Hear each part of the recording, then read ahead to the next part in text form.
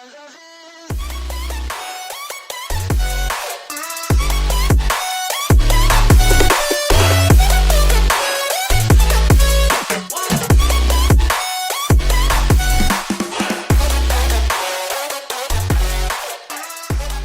வந்து நான் காலியாக பார்த்ததே கிடையாது.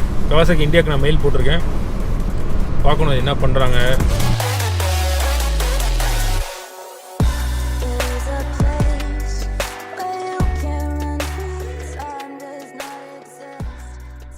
Hi guys, welcome back to the channel. எல்லாம் நல்லா இருக்கீங்கன்னு நம்புகிறேன். எல்லோரும் வீட்டில் தான் இருப்பீங்க and everyone is like staying safe. என்னப்பா வீட்டில் இருக்க சொல்லி நீ எங்கே போயிருக்கேன்னு கேட்காதீங்க. முக்கியமான வேலையாக ஊருக்கு போக வேண்டியது இருக்குது. ஸோ அதனால் வந்து அப்படியே ஊருக்கு ட்ராவல் பண்ணியிருக்கேன். ஸோ எப்படியும் ஊருக்கு ட்ராவல் பண்ண போகிறோம். அது மட்டும் இல்லாமல் இந்த ஹைவே வந்து நான் காலியாக பார்த்ததே கிடையாது. அதாவது சென்னை டு திருச்சி ஹைவே நான் காலியாக பார்த்ததே கிடையாது. ஸோ நல்லாவும் இருக்கும், புதுசாகவும் இருக்குல்ல. சரி ஒரு நாள் சரி நம்ம why don't we do a vlog அப்படின்னு ஒரு தாட்டு. vlog மாதிரி இருக்காது, ஜஸ்ட் சும்மா அப்படியே எம்டி ரோட்ஸ் உங்களுக்கு காட்டலாம் அப்படின்னு ஐடியா. ப்ராப்பர் டாக்குமெண்டேஷனோட ஒரு முக்கியமான வேலை இருக்கிறதுனால மட்டும்தான் நம்ம போகிறோம், இல்லைன்னா நம்ம போகிறது கிடையாது. வரும்போது I want to bring back my family. So என் பொண்ணையும் என்னோடய ஒய்ஃபையும் நான் வந்து சென்னை திருப்பி கூட்டு வந்துடுவேன். அது vlogல வருமானு தெரியல. ஸோ இப்போ போகிறது மட்டும்தான் நம்ம வந்து பிளான். ஸோ இப்போது நடுவில் எங்கேயும் நிறுத்த போகிறது கிடையாது. we are just going on.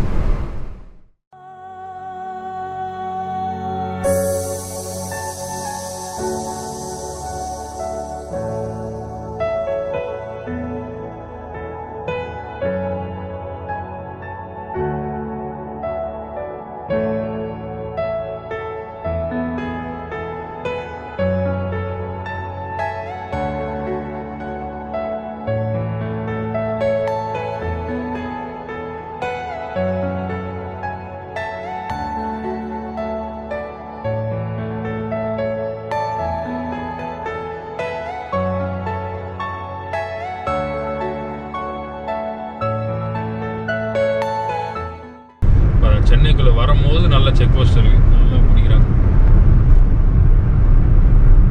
இந்த சைடு ரைட் சைடில் பார்த்தீங்கன்னா செக் போஸ்ட் பிடிக்கிறாங்க. கரெக்டாக தான் சென்னை ஊருக்குள்ளே வரும்போது தான் பிடிக்கிறாங்க, காசு இருக்கா இல்லையான்னு.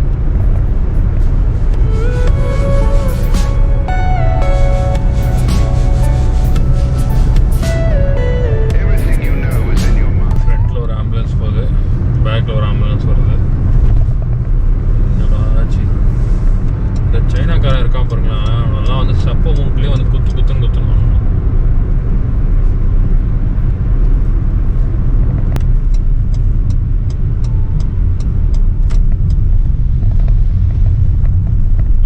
இங்கே பார்த்தீங்கன்னா வண்டலூர் ஃப்ளைஓவர் ஆக்சுவலாக வந்து க்ளோஸ் பண்ணியிருக்காங்க, யாரும் அந்த ஃப்ளைஓவர் ஏறக்கூடாதுன்னு.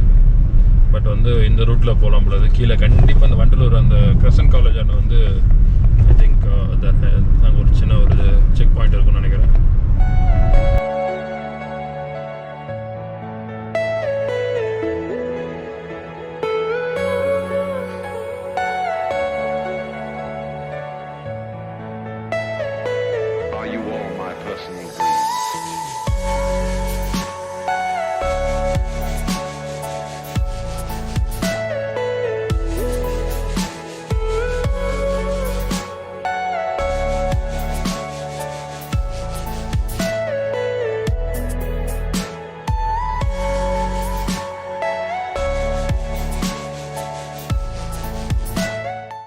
கேஸ் தான் ஒரு எமர்ஜென்சி இதுக்காக வரோன்னா ப்ராப்பரான டாக்குமெண்ட் இருந்தால் விட்டுறாங்க, அவ்வளோதான்.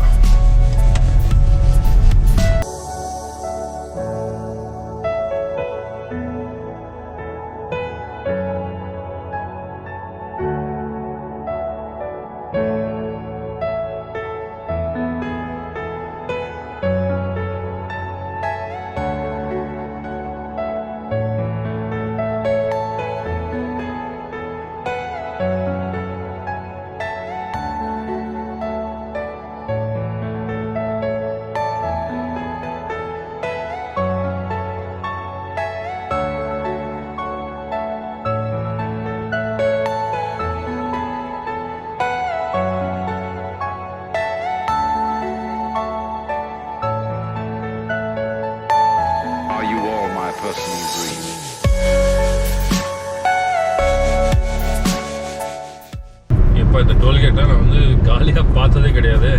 டோல்கேட் காலியாக இருந்தால் எப்படி இருக்குன்னு இப்போ தான் தெரியுது. இப்போ இது வர சார்ஜர் பண்ணுவோம்ல அவங்க.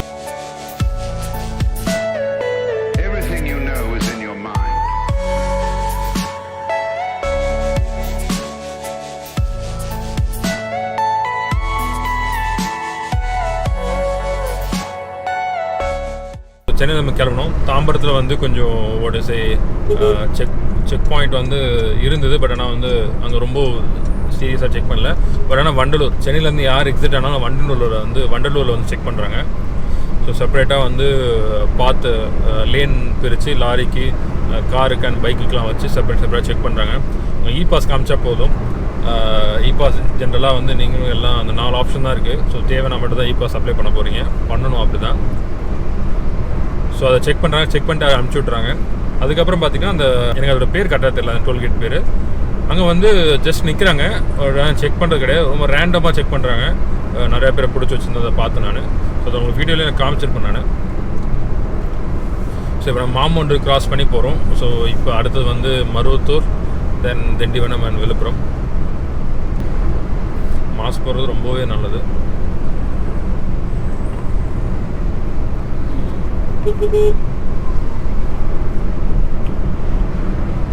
இப்போ லாஸ்ட் வீடியோக்கு வந்து மெசேஜ் போட்டிருந்தீங்க, இது மாதிரி வந்து ப்ரோ என்னாச்சு ரஷ் இஷ்யூ, நீங்கள் லூப் மோட்டல் யூஸ் பண்ணுங்கள், இல்லைனா வந்து நிறைய ஃபீட்பேக்ஸ்லாம் கொடுத்தீங்க. பட் ஆக்சுவலாக எல்லாருக்கும் ஒரு கிளியர் பண்ணோன்னா, நான் வண்டி எடுத்த 4வது நாளே எனக்கு வந்து லைட்டாக ஒரு கம்ப்ளைண்ட் இருந்தது அந்த வண்டியில், அந்த ரஷ் இஷ்யூ. நான் உடனே இன்டிமேட் பண்ணிட்டேன் ஷோரூமுக்கும் சர்வீஸ் சென்டருக்கும்.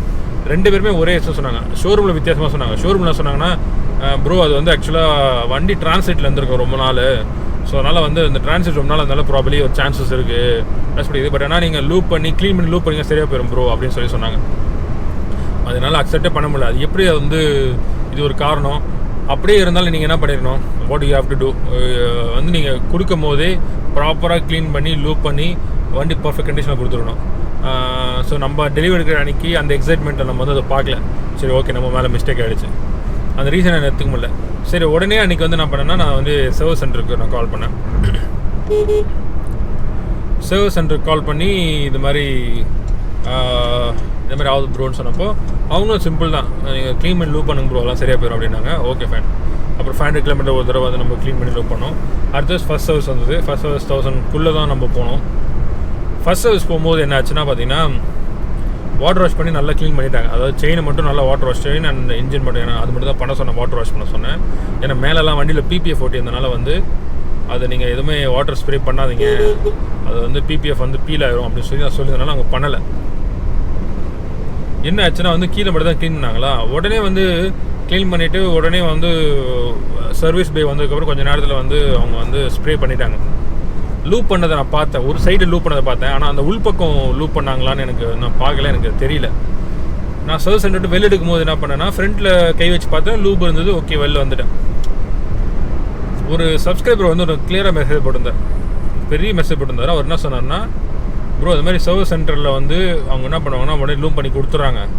நம்ம வித்தின் ஒரு அரை மணி நேரத்தில் 1 ஹவரில் வண்டி எடுத்துன்னு வந்துடும். அங்கேருந்து அங்கே போட்ட லூப் எல்லாமே என்ன ஆகும்னா அவங்களுக்கு வந்து இதாயிரும், ஸ்பில் ஆயிரும். ஏன்னா நம்ம ஜென்ரலாக லூப் பண்ணோன்னா ஒரு 2 hours 3 hours வந்து அப்படியே வண்டியில் செட் ஆகும்னு நினைப்போம். இல்லைனா நைட்டு லூப் பண்ணிவிட்டு காலையில் தான் வண்டி எடுப்போம். ஸோ அப்போ நல்லா செட் ஆகிருக்குன்றது ஒரு நம்மளோட இதுவாக இருந்தது. இங்கே வந்து கேஸ் வந்து பார்த்திங்கன்னா டிஃப்ரெண்டாக இருந்தது. அவங்க சொன்ன பாயிண்ட் வந்து கரெக்டாக இருந்தது. எனக்கு வந்து அவர் சொன்ன பாயிண்ட் வந்து கரெக்டாக புரிஞ்சுது. ஆமாம் மேபி இப்படி நடந்துருக்கலாம். ஏன்னா சர்வீஸ் சென்டர் விட்டு வெளில எடுக்கும்போது லூப் இருக்கான்னு நான் பார்த்தேன், மேனேஜரும் பார்த்தாரு, கரெக்டாக இருந்து சொன்னார். நம்ம வீட்டுக்கு வந்துட்டு ஒரு 10 நாள்லேயே வந்து லூபே இல்லாமல் லஸ்டான மாதிரி ஆயிடுச்சு அப்படின்னு நினச்சி பாருங்களேன் எப்படி இருந்திருக்குன்னு. ஸோ அங்கே தான் ஏதோ மிஸ்டேக்காக இருக்குது. அங்கேருந்து அப்படியே வந்து ஐ திங்க் ஆல்ரெடி இருந்தது இன்னும் கொஞ்சம் டெவலப் ஆகிடுச்சு. இப்போ இந்த ரீசெண்டாக வந்து உங்களுக்கு வீடியோ போட்டதுக்கப்புறம் நான் ஒரு தடவை ஃபுல் க்ளீன், இன்னொரு தடவை க்ளீன் பண்ணேன். 2 டேஸ்க்கு அப்புறம் நான் வந்து இந்த ப்ராப்பராக ப்ரஷ் வந்துருச்சு, அந்த செயின் க்ளீன் பண்ண ப்ரஷ் வந்துருச்சு. ஸோ அதை வச்சு திருப்பியும் வந்து ஒரு ஃபுல் சர்க்கிள் அடித்து க்ளீன் பண்ணி வச்சுருக்கேன். பட் முக்கியமாக கவாசாக்கி இந்தியாவுக்கு நான் மெயில் போட்டிருக்கேன், பார்க்கணும் என்ன பண்ணுறாங்க, என்ன ரிப்ளை வருதுன்னு. ஃபோட்டோ பிக்சர்ஸோடு எல்லாம் ப்ராப்பராக போட்டிருக்கேன் நான். அண்ட் வெறும் ஆட்டோமேட்டட் ரெஸ்பான்ஸ் மட்டும் தான் வந்திருக்கு. பட் ஆனால் ப்ராப்பரான ரெஸ்பான்ஸ் இன்னும் வரலை. லெட்ஸ் see என்ன ஆகுதுன்னு பார்ப்போம்.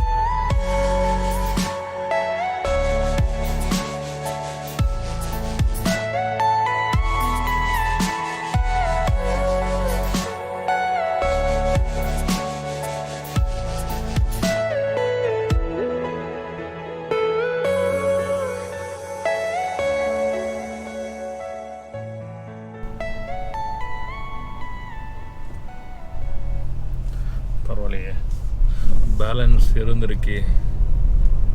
இன்னொரு சந்தோஷம்.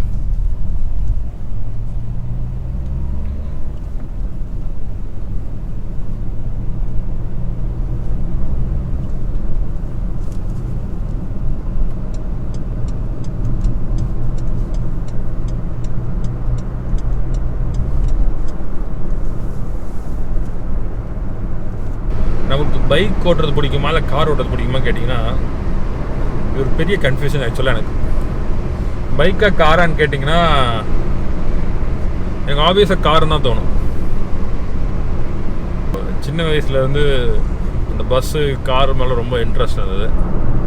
ஆனால் இந்த மாதிரி ரோட்டில் ஓட்டுறது ரொம்ப ஜாலியாக இருக்குது. அதுக்காக எப்படி லாக்டவுன் போட்டு வச்சுருந்தா, லாக்டவுனை கூட சொல்ல முடியாது, கோவிட் தான் காரணம்.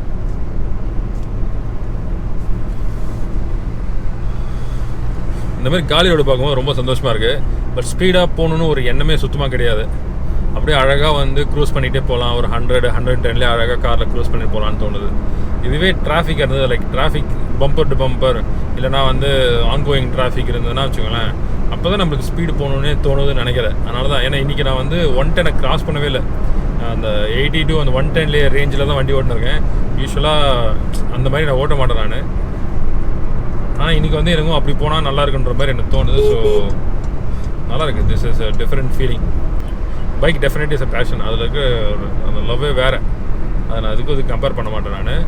That is like different level of happiness, excitement, அதெல்லாம் ஒரு வேறு மாதிரி. பட் ஆனால் பைக்கை காரான்னு என்ன கேட்டிங்கன்னா என்னோடய காருக்காக சொல்கிறேன். இது நான் மற்ற காருக்காக சொல்ல முடியாது. மற்ற கார் ஓட்டும் போது என் கார் வந்து இட்ஸ் அ ஃபோர்ட் கார். இது வந்து ரைட் பண்ணுறதுக்கு அவ்வளோ சூப்பராக இருக்கும். ஃபோர்ட் கார் வச்சுருக்கவங்களுக்கு நல்லாவே தெரியும். ஃபோர்ட் கார் வந்து டிரைவிங் அந்த எர்கனாமிக்ஸ்லாம் வந்து அந்த ஸ்டேரிங் கண்ட்ரோல்லாம் வேறு மாதிரி ஒரு நல்ல ஒரு ஃபீல் அது. அதனால் எனக்கு என் காரா இல்லை என்னோட பைக்கா அப்படின்னு கேட்டிங்கன்னா டெஃபினட்டாக நான் கார் தான் சொல்லுவேன். இது வரைக்கும் நம்ம வண்டியில் வந்து லாங் ஸ்ட்ரெச், அது ஒரே நாளில் வந்து அப்ராக்சிமேட்டாக வந்து ஒரு இது வரைக்கும் இந்த காரில் நான் போனது பார்த்தீங்கன்னா ஒரே ஸ்ட்ரெச்சில் வந்து 750 கிலோமீட்டர்ஸ் போயிருக்கேன். ஒரே நாள் கணக்கு பார்த்தீங்கன்னா ஒரு 1500 kilometres up and down, 1500 to 1600 kilometres ஒரு 20 ஹவர்ஸில் வந்து போயிட்டு வந்திருக்கேன். 22 ஹவர்ஸ் இருக்குன்னு நினைக்கிறேன். எனக்கு வந்து ரொம்ப கம்ஃபர்டபுளாக இருக்கும். எல்லாருக்குமே தெரியும் காரில் போகிறது கொஞ்சம் கம்ஃபர்டபுள் தான், because you have AC and all those stuff and all. But வந்து ஃபோர்ட்லாம் வந்து டாப் ஸ்பீட்லலாம் வந்து கண்ட்ரோல்லாம் சூப்பராக இருக்கும். ஃபோர்டு இன்ஜினும் நல்லா இருக்கும், ஃபோர்டு வண்டி நல்லாயிருக்கும். ஸோ இந்த பிரிட்ஜு ஏறி இறங்கினா விழுப்புரம் வந்துருச்சு. இந்த vlog எவ்வளோ முடிச்சுக்கிறேன் கைஸ். போகிற வயலில் அடுத்து என்ன நடக்கும்னு தெரியல. போகிற வயலில் அடுத்தது வந்து என்னென்ன கேள்விலாம் கேட்பாங்கன்னு தெரியல. ஏன்னா வந்து இந்த மைக்லாம் செட் பண்ணியிருக்கோம்ல, அதனால். So see you guys in another vlog. Stay safe and be at home. முடிஞ்ச அளவுக்கு that is the only thing that can help us actually.